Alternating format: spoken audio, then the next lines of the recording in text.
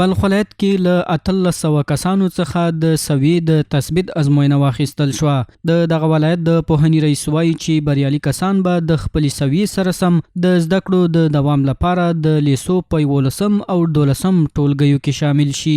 این برنامه به خاطر مجاهدین است، مجاهدینی که در 20 سال از مکتب و از مدرسه به خاطر جهادشان از درس و تعلیم مانده بود.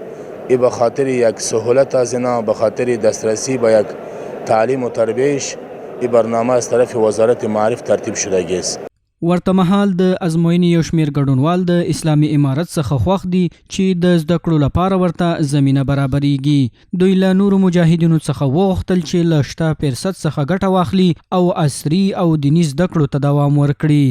دا د مجاهدینو لپاره ډېر ښه یو زمینه د معارف خوا چې ورته برابره شوې ده، ډېر ښه فرصت دی. دغه باید هر مجاهد باید دا فرصت د لاسه ورنکړي. و امتحانی که برگزار شده الحمدلله میتونه که به رشد موفقیت مجاهدین امارت اسلامی و دیگه در ترقی مجاهدین امارت اسلامی انشالله تعالی چیز کمک بکنه. د معارف ریاست څخه مننه کوو، تشکر کوو چې موږ ته دا چانس و دغه راکړه او دلته راغلي انشالله امتحانونه ورکوو. بس من ټول خوشحاله یو، د مجاهدینو خاص د مجاهدینو لپاره دی.